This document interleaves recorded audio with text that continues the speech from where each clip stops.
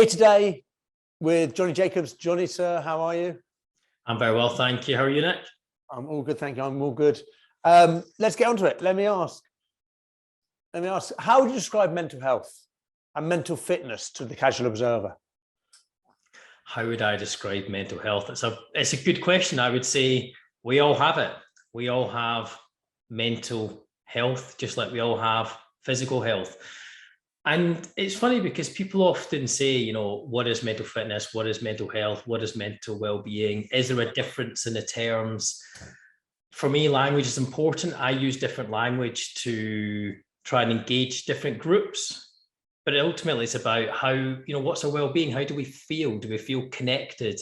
Do we feel good about ourselves? And how can we just care for and nurture ourselves, So when you started on this journey of speaking about it, what were the conversations that you had that made you realize that actually you had a voice which needed to be communicated out to everyone? Yeah, I'm not 100% sure I know where it started. Probably about 5 years ago when I was at Pladis, it's a global snacking business, we were getting involved in mental health. And for some reason, I just naturally gravitated towards it. And at a similar time, a few of my friends and family were suffering from mental ill health. And I think when I got involved in that, started having conversations, I realized I had a real passion for the subject inside and thought, I can probably make a difference with my position in business. And I can probably use my voice in some way for change, but I didn't really know what or how at that time.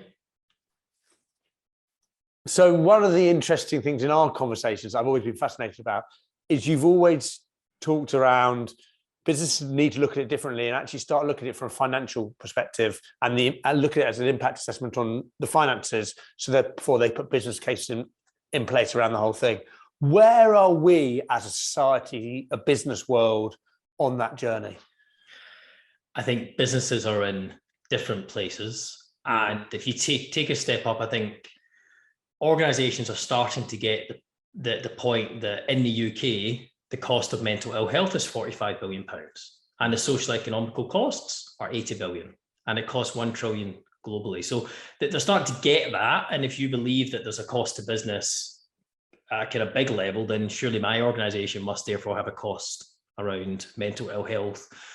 And also the return on investment, if you spend money, you get more money back, I think is also starting to land.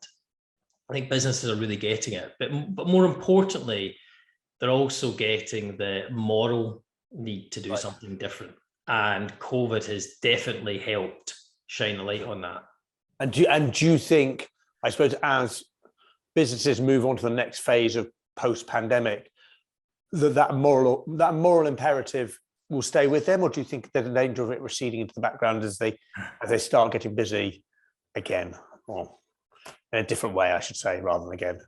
I think that is the $1 million question. I mean, if you look at some of the mood out there, and you look at some of the stats, if you think of some of your friends and family, think of your neighbours, we all know people now that are suffering from some type of mental ill health. And I'm personally seeing it within my kind of people around me, things like anxiety, loneliness, depression. I'm physically seeing that. I'm seeing that manifest itself in people close to me. And I'm sure you and others might see that as well. So would that therefore not cycle back into business? Would business not see colleagues and people who we work with potentially having some challenges? So I'm not sure it's something that business can, if you like, get away from, because I think we will see it in our workplace, and therefore the organizations that are best set up to deal with it and support, I think, will be really well placed. And can I ask, I suppose, again, as we move into the next phase, with the virtual kind of business world and us all operating virtual, are there signs and is there any research being done about kind of picking up on signs from your colleagues across the screen in terms of if they are struggling at that moment in time? Is there stuff we should be looking out for? Yeah, definitely. And I'm so pleased that we're having that conversation, because how can we care for ourselves and how can we care for others? And it's funny because you went there to signs that I'm thinking of others, but actually, that good old analogy of you put on your own oxygen mask first. And how do we even know the signs in ourselves? So what are we doing to care for ourselves? So can we see when we have low mood or we have any challenges that might manifest itself in some way? And of course, we need to care for others too. And a lot of organizations are now starting to do a lot more training. Right. So for example, there's some great programs out there, whether it's things like mental health first aid, or the Mental Health Foundation runs the Mental Health Allies program through Mental Health at Work. And that's quite a good program as well, because it's about giving you it making you feel comfortable and confident to spot the signs and to actually try and help in some way. And I think that's really important. So kind of, you mentioned campaigns and you got involved in the national Let's Talk partnership between McVitie's and the mental health charity Mind. How did you get involved, and tell us a bit about it, or tell me a bit about it? That was just incredible. The team behind that were genuinely incredible. I don't know what you think, Nick, but there's some times in your career where you look back and you go, wow, I actually think I made a difference. I'm not sure there's too many times, to be honest, in my career, but that is one of them where you go, wow, look at that. Millions of people could have been reached with that message of let's talk.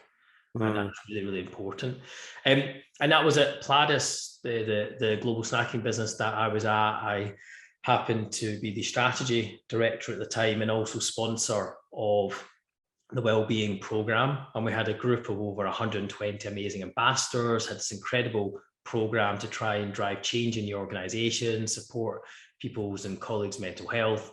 And then to be able to look into the brand of McVitie's. Yeah. Oh, wow, what could that do? What voice could McVitie's have? And it actually came from the really simple concept of talking. And of course, what do you talk over? A cup of tea. And of course, what do you have with a cup of tea? A biscuit. So tea, talk, and a biscuit. And there it was. Yep. And it was amazing, really amazing. Jonny, thank you so much for your time today. Been lovely talking. Always love delving into it.